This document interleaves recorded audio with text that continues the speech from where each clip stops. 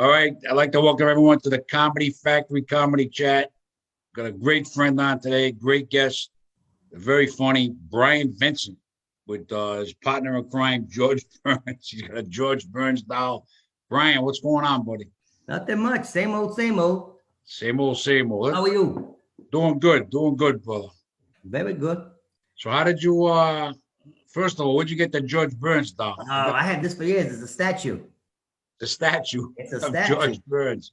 Where'd you find that? I find stuff. Trust me. What do y'all say they're gonna have when I die? I got more junk. All that stuff. You got all kind of stuff. But yeah, he's my favorite. George Burns, yeah. Oh, yeah. I remember.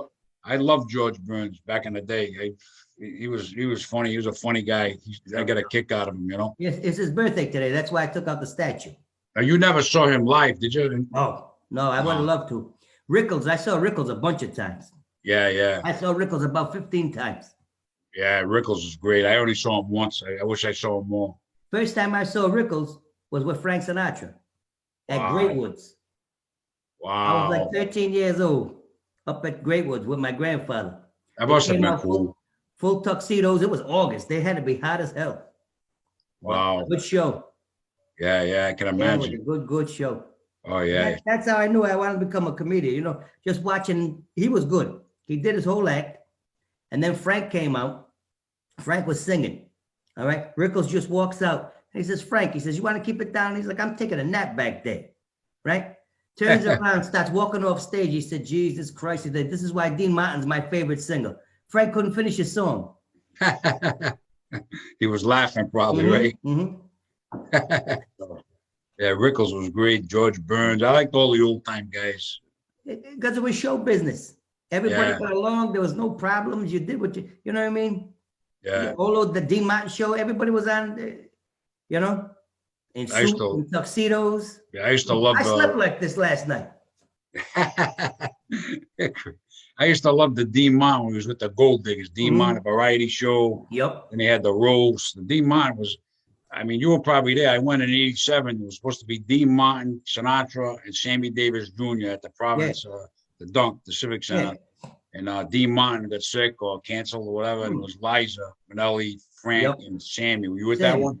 Mm-hmm. Yeah, that was a good show. But I really wanted to see Dean Martin. I love Dean Martin. Oh yeah, Wow. very smooth. Yeah, that was my only shot to see him, and he canceled. It was in the book we bought. He was in Dean Martin. It wasn't. He canceled like the last minute, I think. You know. It's too bad. We're in a bad spot to see all those. Like if we were a little closer to New York, you could go into New York and see them. And they didn't get down this way much. Yeah. Massachusetts, Rhode Island. You know. Yeah. You were out in Vegas, you would have seen everybody. I know, right? You know. Yeah. So how did you get? How long you been doing stand-up, Brian? I remember I was there the first night. You took the stage at the Yeah, I Comedy didn't meet you Connection. that night. I didn't meet you that night. Well, you didn't. You don't remember meeting me. I was running the door. Well, You no, came I in. met you, but we didn't really talk. We didn't talk So too then, much. after that show, my boss Tammy was there, and Tammy's like, "You got to get in touch with John Perrotta." And I was embarrassed. I'm like, "No." She's like, "I'm gonna call him." And I remember we were at work when she called you. You were like, "Hey, brother, I seen you at the Comedy Connection. You brought like 500 people, brother." And then that was in March. I think you booked me. You booked me one more time at the Connection, maybe in like May, and then my first dinner show was at Cello's with you. Oh yeah. Cello's near the airport. I think that was in like April or May. And what year was that? I want to say it's about probably close to 9 years now. Yeah. It's 9 years now. Yeah. But everybody always said, "Yo, you're funny. And I know I'm funny, but to get up on stage, it's funny is different. Well, the jokes you tell. Like I was talking to Rock and Joe Hebert this morning, and I said, Vincent could give me every one of his jokes and say, "Here, take all these jokes," and I couldn't remember one of them. I'm not a joke teller. If I got up and you gave me a joke, even if I rehearsed and I get up, people have given me jokes like that. I get up and I forget. I screw up the punchline. What you do, the setup, delivery, you're fast. You gotta be keep them fast. laughing. Yeah, you got to be fast because most of my audience is elderly and they pass away before the punchline. But I'll tell you where I learned long time ago is I had a friend who was a comedian. Okay, I had a friend who was a comedian, and he was in vaudeville. That's how far back he went. So, like with George Burns, he never met George Burns, but he worked with Jimmy Durante. He worked with Jackie Gleason. He worked with Red Skelton. He worked with Milton Berle. What was his name? Billy Miller was his name. He was local, but he used to play out in New York. And yeah, Billy Miller. He passed away about 90 years old when he passed away. Wow. So, you know, I met him down when I was dancing at the mall. I used to go dance at the Warwick Mall. Every Tuesday night, I go dancing with all the old people at the Warwick Mall. I was the only one down there with my own hair and my own teeth. It was like me doing the Hully Gully in a box of Q-tips. How did you wind up dancing at the Warwick Mall? One day I was shopping with my buddy, and there was a bunch of old people doing the Hully Gully in the middle of the mall in the summer. So I said to my buddy, I was fooling around. I said, hold my bag. So I jumped in, and you know me, I started dancing. I was like 18, right? They're all in their 80s. So I jump in, I do the Hully Gully, and then it was over, and I'm walking away. So one guy stopped me. He said, listen, he says, you want to dance? He's like, come back here next week. He says, we can use you. So that was my buddy Danny Zinni, and his wife Yola. They showed me how to dance. I danced in between them, you know, and I got to be like the mascot down there. Wow. You know? Oh yeah, hey, I used to take my grandparents down there. They treated them like royalty. You know, is that right? Nice people. But that's how I met them. There were a lot of entertainers down there actually, because Al Conti. I don't know if you remember. He used to play piano in the mall for years. I remember that name. Right. Well, he played for Guy Lombardo. He played for Guy Lombardo 25 years piano. Wow. So on a Tuesday, a lot of the people would come down. Like there was an old trombone player, Pete Salemi. He had to be 99 playing the trombone, and had a little toupee, and the toupee used to go like this. Or and his toupee would move. You know? And they all just had fun. And I'm telling you, they were all in their 80s and their 90s. And like I said, I was under 20 at the time when I started. Yep. But my buddy Billy, you know, we hit it off and we started talking, and that's how he started. He started in vaudeville, and he said, years ago, he said, when you started, they used to send around what they call bulletins. And they were almost like phone books with jokes. He said, you just pick out the jokes that worked for you. He said, you went with it, you know? But he could also sing. He could do impressions. He could tell jokes. That's how you had to be back then. You had to do everything. Yeah. So, but you also had to, like, I learned a lot from him, because he said, first thing you do, you walk in, he said, you got to check your audience out. You know what I mean? Like if there's a lot of older people in the audience, I got to watch what I say. If there's a lot of younger people in the audience, I got to retool my jokes so they understand them. You know, before you start doing it, you have to, you know, mentally prepare. Yeah, Me, you know, and 9 times out of 10, I do all right. I don't upset anybody. You know, Oh, you always did a great job. All the times I booked you, we always had fun. We had a lot of fun. We had a lot of laughs. I know. We always had a lot of laughs. And you imitating me. You like to imitate me. Jay Birds likes to imitate me. All you guys, you bust my balls, you know. Yeah, but you've done a lot for all of us. If it wasn't for you, you know what I mean? You keep food on my mother's plate. The poor thing my mother be eating cat food if it wasn't for you. We got to get back to that. That's the goal. We got to get back to that. I know. I miss it. I didn't think I was going to miss it as much. Yeah, definitely. But I do. Yeah, nothing like getting up.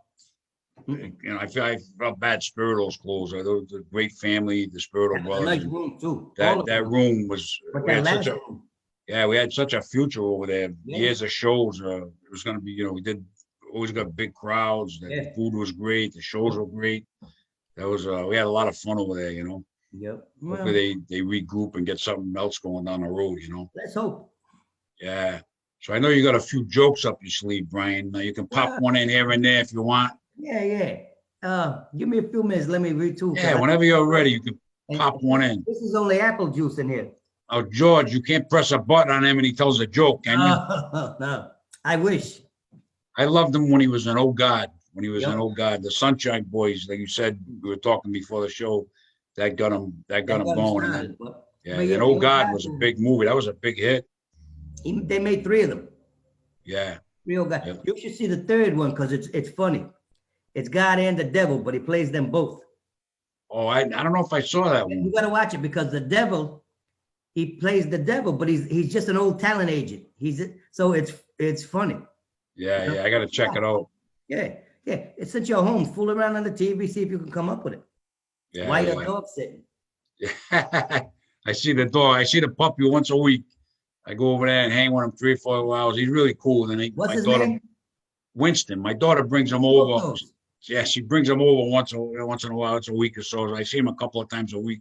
Yeah, He's a lot of fun, Brian. But I couldn't have a dog full time. It's a lot of work, you know. I know. Tell me about it. Hmm. Yeah, he's a hot ticket, that dog. Yeah. How'd you get started? Me. Yeah, you. I'm Well, interviewing you. everybody I was in the Navy in high school. People always told me you're crazy, you're funny. But I remember one guy wrote in my Navy book. We used to get a book from the Navy, like all the pictures of the guys, like a yearbook, you know. And one of the guys wrote, I went to radar school in the Navy. One of the guys wrote, "You got to get into comedy." And I don't know, when I was, it was 1983. I was about 24, 25. I went to Periwinkle's Comedy Club in Providence, did an open mic. I did really well. Then I bombed twice, and nobody took me under their wing. And I was like, this ain't gonna work. And I got out. And 8 years later, my wife's friend won tickets to the Comedy Connection. You want to go? She said. So a Sunday night we go. There was a comedian, Jonathan Katz from Boston. And he was really funny. And I'm sitting there, and I'm saying, you got to try this one more time. And Frank O'Donnell had a course at the Learning Connection. I took this course, stand up, with 20 people in the course. And first time up, I did great. Second time up again, bombed. Now I'm saying, what the heck? And I figured out, I read a book, and this is how it works. You're going to be up and you're going to be down. It's going to take a while to get good. Oh, yeah, you're not have a good night every night. Nah, to get consistently good, where you, like you said, most of the time you do good. To get to that level, it doesn't happen overnight. You're up, you're down. This time I stuck with it, and now this is my 30th year. I get back on stage this year. This will be my 30th year. And I've had a lot of fun. But when I came back the second time, once I got going, running open mics and stuff, I said, you know what? No one really helped me in '83 to keep in it. So I'm going to help the new comics get stage time and put shows together. And then it kind of wanted to be more than I thought it was going to be. I just got into it, and one thing led to another, and I started booking all kind of stuff through the years, you know. No, like I said, you've helped me out tremendously. I mean, we got to be great friends, you know, from the beginning. But it's nice I watch how you do, you know, because I'm not new anymore. So I watch how you help the new ones, and that's how we all got started. Yeah, you know? yeah. And then you get hooked up with the right people, and you know. Yeah. So yeah, we had a lot of fun. A lot of the places. Some good rooms too. Asia Grill, Lemongrass. That's a beautiful room. I've never done bad in that room. Yeah, that's a hot room. It's just, I don't know. Yeah, you get a crowd in there, and you know, almost every show we did there went great, just about, you know. So we've been there about 5-6 years or something like that. 7 years maybe. Yeah, it's a great room. It just, I think it's a combination of everything. Yeah, you know, it's a small room, it's off to the side. The bar's right there, so there's no distraction. You just do the show. And that's a tight show. Yeah. That's a tight show. That's not a long show at all. Nah, that was the A room, you know, like one of the A room. We put all the best, you know, we came in there, had a couple of new comics. We put all the Chris Tabbs and Stephanie Peters. And, you know, we put Johnny Peasy there. The last show we had Johnny Peasy. He did great. Different comic. We put some good acts in there. So people always left. I'd go to the door, shake their hands as they left. They all had a good time. They'd go back to the next one. Yeah. You know? You have to do that. You need that personal touch. You gotta. That's what I miss. I miss being able to do a show with an audience, and then after the show, thank everybody and shake their hands, and you know what I mean. That's what I miss. I miss be hanging out with the comedians, and we've been doing this on Zoom, which is kind of helped me a lot, helped some of the comedians, because we can see each other. Otherwise, we wouldn't see anybody. Right. We wouldn't see any of the comics we work with. Thank God. You know, we can at least do this. It's different. Yeah. I've only done one. I just did a Zoom show last week. How'd that go? Very weird. Good. Good. You know me, I'm not up on tech, but they didn't book me. They booked the old lady. Oh, Grandma Martha. Right. So it's a senior center out in Massachusetts. Yeah. So what the woman did, she Zoomed me like we're doing right now. She Zoomed me. She was in the office. She had a few other people in the office. So at least I had somebody laughing at my joke, so I knew when to, you know. But she muted, you know, herself, so you couldn't hear them laughing. I could see them laughing, which was good, because then I knew when to take a sip and go to the next joke. It's awful when you go with me, joke after joke, and you don't hear anybody laugh. Yeah, So yeah. I did about 40 minutes.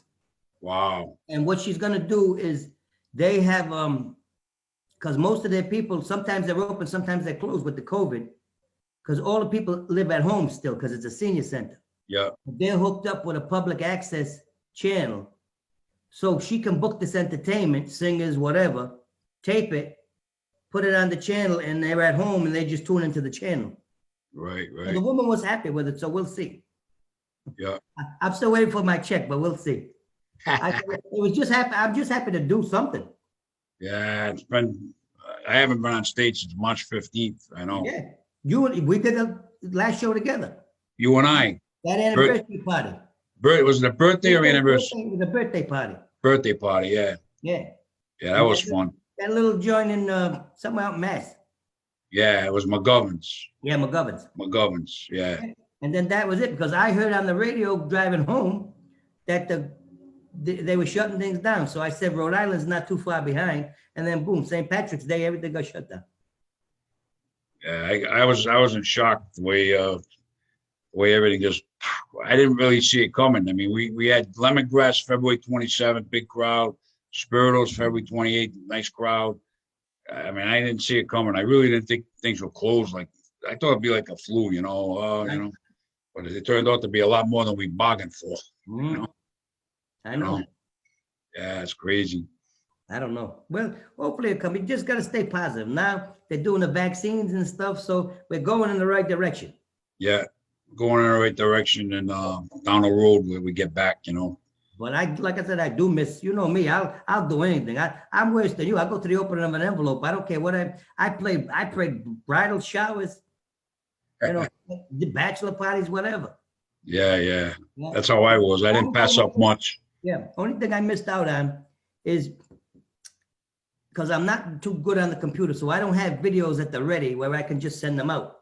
Say if you needed to see a clip, I don't have that. I have to stop fooling around and get something where I can just send them right out.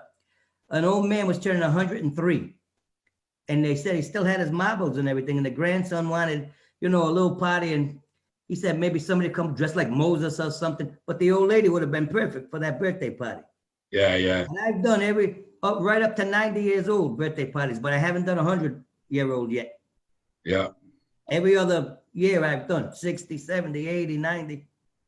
Wow. Zip out a joke now, Brian. What do you got? Okay. All right. Little old woman calls up her granddaughter. She says, I got bad news for you. She says, your grandfather passed away this morning. Granddaughter said, that's awful. What happened? She says, we were making love. She said, what are you guys still doing making love at your age? She said, it's dangerous. Grandmother says, no, we use the bell method. It's fine. Granddaughter said, what's the bell method? She said, we live across the street from the church. The church bells chime in and out, nice and easy. Your grandfather can keep up. She said, they're doing just fine until that goddamn ice cream truck drove by. Crazy. I know. Yeah, but you get rolling, man. When you get rolling, that's it. If I get on a roll, but for some reason, and I mean, I have a lot of the same jokes. I try to do new ones every day, but when you know as well as I do, it's in your head and you go on a roll. You don't even think about it. You're on autopilot. Yeah. And the nursing home before COVID, I was doing once a month. I was doing a show for them. Now, once a month with the same people is tough. But I got even the ones with the Alzheimer's. They're yelling, tell the bus joke. They like that. Well, my buddy Tommy says the same thing. He said, I can hear you tell the same jokes, and I still laugh. But it's not what you say, it's how you say it. I like the bus joke and the fence joke. And the fence joke. You gotta tell them. Tell those two. I like those two. All right. Senior citizen bus trip driving to Foxwoods. All of a sudden, an old woman from the back of the bus screams, runs to the front. Bus driver said, ma'am, what's the matter? She said, somebody tried to reach up under my dress. Sit up here with us, everything will be fine. 5 minutes later, another old lady screams, runs to the front. Bus driver said, "Man, what's the matter?" Somebody tried to reach up under my dress. So they pay with us, everything will be fine. 5 minutes later, another one. Finally, the bus driver pulls the bus over. He says, "I can't believe the senior citizens, I got to put up with this." Goes to the back of the bus. There's a little old bald man with thick glasses and a hearing aid crawling on the floor. He looks down at me and says, "Sir," he says, "what are you doing?" Old man looks up, says, "I lost my toupee." He says, "I had a hold of it 3 times. It keeps getting away from me." Crazy, Brian. How about the fence one? We love the fence joke. All right, little old couple, married 60 years.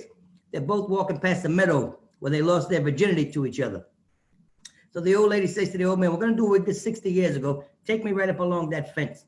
Took her right up along that fence. They're going at it 10 minutes, 15 minutes, hour and a half. Things are shaking. They're exhausted.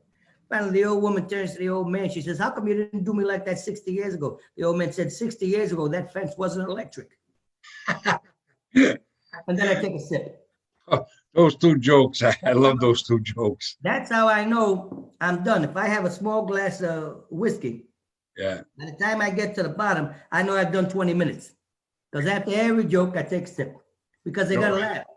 You know, the other one I like is the 2 ladies on the bus. Oh, yeah. The little old lady gets crazy. on the bus. Little old lady gets on a bus next to a rich woman.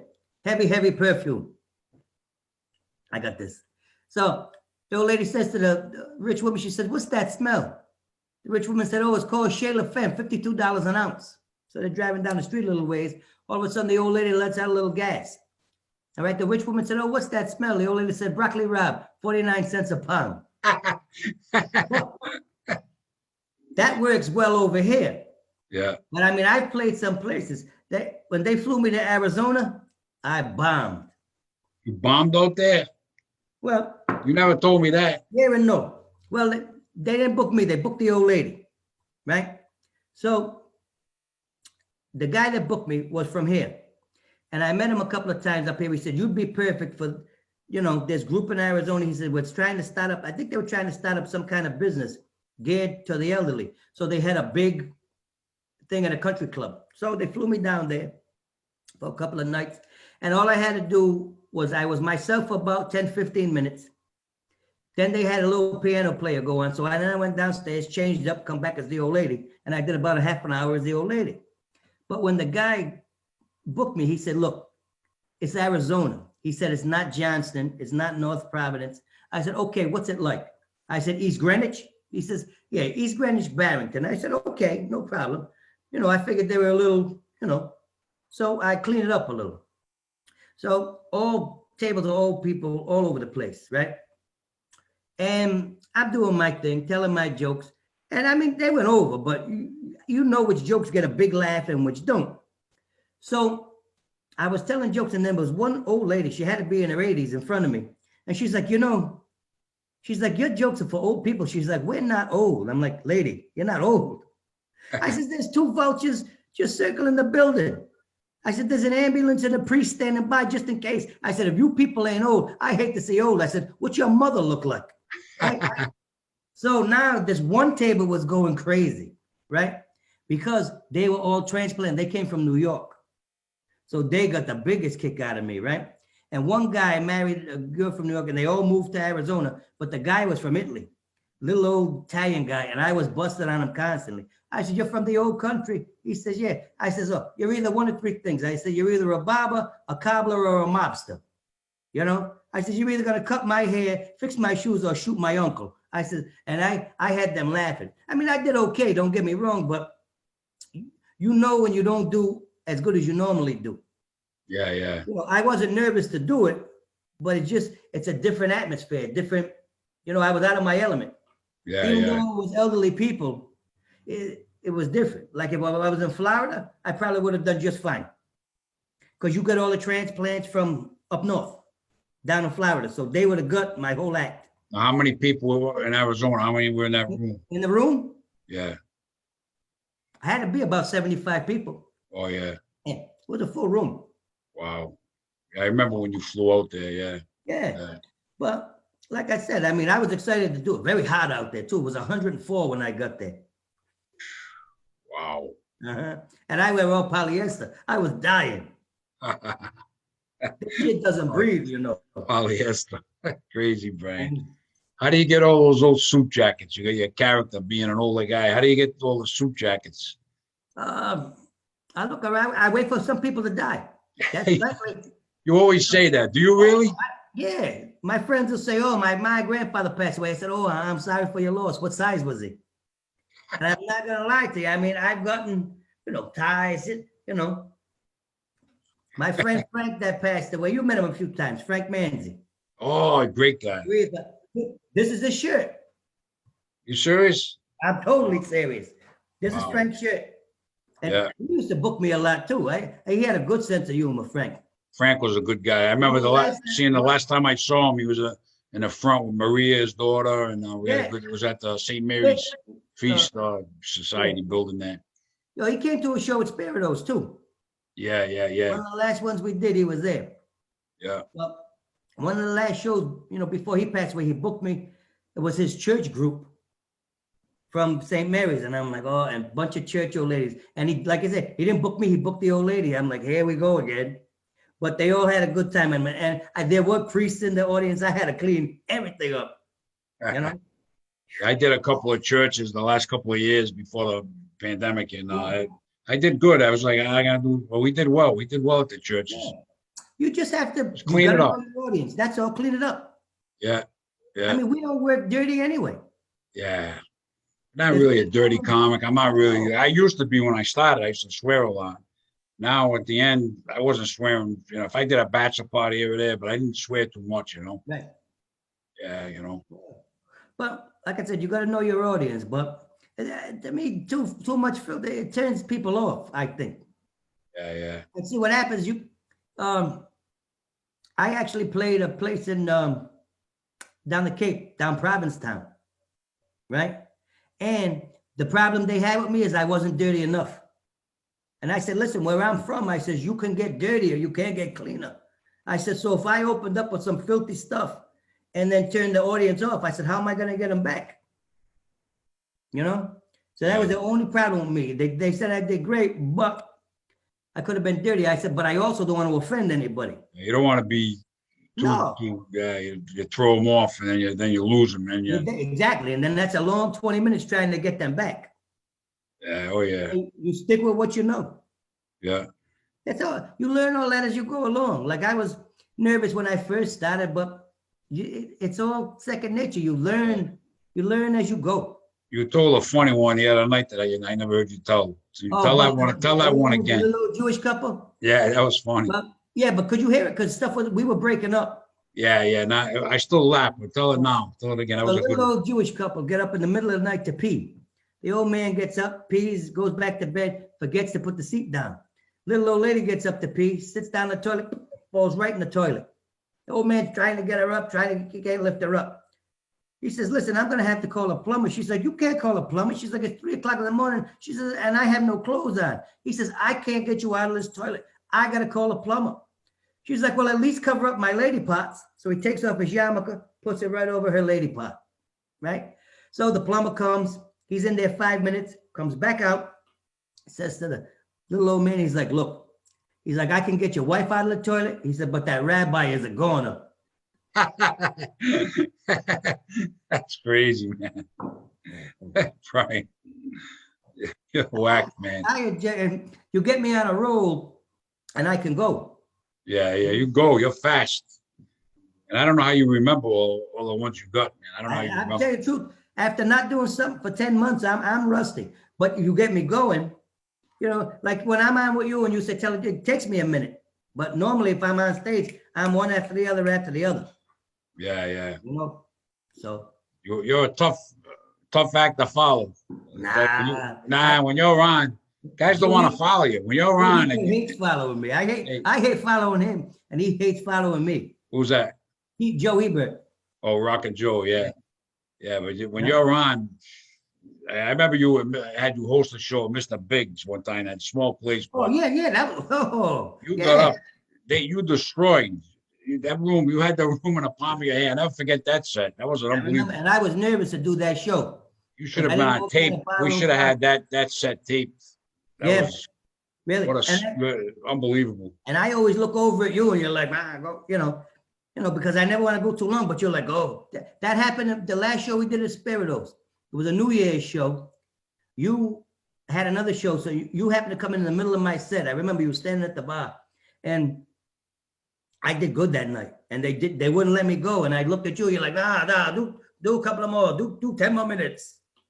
And normally I don't like to do that. You know me, I'm looking for the hook, just in case the hook is coming. But when you're on, man, we don't want to give you the hook because you're rolling. That's it, I'm lucky that way. I can't, but it is what it is. I mean, you learn you can't learn how to be funny. You can learn different styles, different jokes, different acts. You can learn, but either you're funny or you're not. If you got to try to be funny, you ain't funny. Yeah. You gotta be naturally. It's got to be in you. Yeah. If you had a good singing voice, I mean, it's in you. Yeah. So like everybody, that's what I like about working around here, because everybody's got their own thing. You do your thing. Rock and Joe, Skip. I love Skip's act. The Prince of Mystery, that's a beautiful act. Yeah. I hate following him. We put a lot of great shows together with all these guys. So we got girls, we got a lot of great acts around here. New England, Boston, the guys are Boston, Rhode Island, Connecticut. We got a lot of talented comics from this area. Yep. I miss doing all the shows. It was so busy. We used to keep so busy. It took a while for me to adjust and to go. No, we'll get back to it. It just thank God for this, because at least there's still a little platform. They can still see that you're out there. Yeah. Last night, I mean, I recently had Chris Tav on. Johnny Rizzo. I've had a ton of comics on. It's been fun. It's helped me. I mean, I've had a lot of fun doing this. Good. Yeah, we had Bob on last week. An hour Bob Venturini. Yep. Yeah, them on. We've had some really good acts and people on. Not all comics either. I've had other people on. That's good. Hey, switches it up. Yeah, and I got Nikki Luparelli coming up, and Sarah Blodgett, and a whole bunch of different comics. Yeah, that was good. I haven't seen Sarah in a long time. Yeah. So we're see, the thing is, people said, why don't you do comedy on Zoom? And my act, I work the crowd. I said, I can't do that. But then I started thinking, what if we do a Zoom comedy talk show? Yeah, we talk serious stuff, comedy, whatever, tell jokes, and I've had fun with it more than I thought. So I keep it going. We're getting views. People are watching it. That's good. We're having a good time. And it goes on the YouTube channel after. They get more views. So that's the thing. In this day and age, once something goes viral, you never know. I don't know if we'll go viral, but we're having fun. No, but I mean, even once it's up on the YouTube, there's more people going to see that than they would on a Facebook with just my friends and your friends. Yeah. You put it out there, and who knows who's going to see it. Yeah, over time, it gets picked up more views as we go, Right. Yeah, I had Tommy Moran on. It was a comedy duo, which I never saw perform in the late 80s. Cato and Moran was this team. They were around about within 9 months, they were headlining from their first open mic. They headlined all over Boston, New York. They went all over the place, and they were big. They still around? No, they did it for about 4 years, and they wound up breaking up for whatever reason. But Tommy's a great interview. I had Tommy Moran on twice. Stephen Cato passed away a number of years ago, but I met him in the early 90s, but I never saw Cato and Moran together. But I've been told they were unbelievable, a comedy duo. But yeah, so we've had a lot of fun on here, a lot of good guests, and good fun. Yeah, a lot of times I can't watch them live because I'm working, so then I watch them afterwards. Yeah. I can't be on a lot of your stuff because I'm still working at 7 when you're doing it. So that's why I'm glad we're doing this today. Glad we had the time to do it. Yeah. It's always good hanging with you, Brian. We always have a good time with you. We always had a lot of laughs, and we'll have more in the future. Of course. You got another joke, brother? Huh? Yeah, all right. Okay, a little kid comes home from school. He asks his father, he says, Dad, he says, what's the difference between the words hypothetically and realistically? Father thought for a minute. He says, go upstairs and ask your sister if she's sleeping with a stranger for $1 million. Comes downstairs, says, now go downstairs and ask your mother that same question. Kid comes back up. Father says, what did they say? He said, they both said yes. He said, okay, son. He said, hypothetically, we're sitting on $2 million. He said, realistically, we live with a couple of whores. Crazy, Brian. Hmm. Yeah, you're funny, man. You always make me die laughing. Good. Always make me. I enjoy it. I appreciate you having me on. Yeah, of course. We'll Nice have you to- on. Hopefully, nice to meet eventually, we can stop these and we'll be back to our regular shows. That's the key, you I know. think so. I think maybe by the summertime, things will start to loosen up. Yeah, I think what I'll do when the shows come back, I may do I didn't do before. I used to put paid Facebook ads on, but I think I might do like a Facebook Live or a Zoom, few minutes and plug the shows we got. Maybe I could have you on and say, Yep. hey, we got this show coming up this Friday. It's Yep. Brian Vincent. That's a Maybe, good idea. yeah, maybe do more of that because I didn't do that before, and plug the No. shows. Do it now because especially after this year, this is their lifeline. Everybody's on their computer. Everybody's on their phone now. Yeah, If they weren't on it a lot before, they're on it now because this is their only way of communication. yeah. That's not a bad idea, having me on for a few minute clip and I'm going to be over here with John Perrotta. That's a good idea. Yeah, that's what I'm gonna do. I didn't do that before, No. You should do it now because it really, especially if you do it through Facebook, it doesn't really cost nothing. You put up a little clip. Yeah. See, I used to put the paid Facebook ads. I was spending a couple $100 a month plugging the shows, Yeah. I mean, but I think I'm better off going to Facebook Live or Zoom. Do it like that. And then if you tag me in it, all my friends see it, and then all your friends see it. So there's a few thousand people right there. Yeah. A lot of people see it. Yeah. So yeah. I know I got to start getting more advanced with all this. Yeah, that's not easy.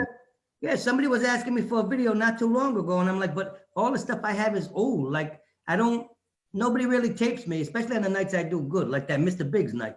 Yeah. I wish somebody had taped. Well, what I did once in a while, I knew it was going to be a good crowd. I hoped I would do well. I get somebody to tape my set. I spend a few bucks and hire a guy.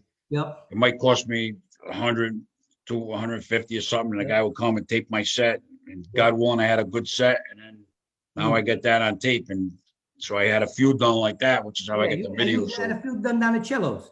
Yeah. And if people want to see, they want to see a tape of me, we'll go on the YouTube channel as clips and they can watch it. You know what I mean? Yep. So that's what you got to do. You got to get somebody, hope you have a great set that night. They tape you. Yep. If you get it done one time, you got a 20-minute set, 30-minute set on tape. Now you got it. People can check it out. They say, hey, I want to hire you, True. That's how you got to do it, Yep. Yeah, you'll do it once we get back, man. I'll help you with that. I got a couple of guys I know to do it, Yep. All right. We can have them come tape me, tape you when we get going again, It's going to take me a little while to build up my hack, that's for sure. I used to be able to go in and do 45 minutes, no problem. Now, if I had to go do 45 minutes, I couldn't do it. I don't think. I think 15 minutes, 10 minutes. I'd rather start with that. Start off slow. Yeah, that's all. Put a couple of strong guys on, they can carry the rest of the weight. Yeah, I'm gonna start out. I'm probably gonna host. That way there I can do 10 minutes. You say that. You say that, and then you're like, oh, I can only do 5-10 minutes. And then you get up and you do a telethon. Once you're up there, when you used to come down to the chicken wing place, brother, can I come down and do 5 minutes or just 5 minutes? And all of a sudden you got the horn in your pants. All right. You're doing 3 hours. I'm like, this is beautiful. I'm just gonna sit back. You can't, especially once they start laughing. It's like a drug. Yeah, it is. It's a natural high doing stand-up. Natural high when you do stand-up comedy and you get those laughs. You hear that laughing and you just keep going.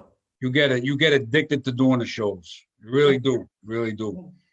Yeah, the only thing that slowed me down was a pandemic. I mean, some nights I was doing 3 shows. I do 3 benefits, and that last week, the show at Spiritos, I went into the cancer benefit for free, and then I came back to Spiritos. I did a lot of it. That's the thing I missed too.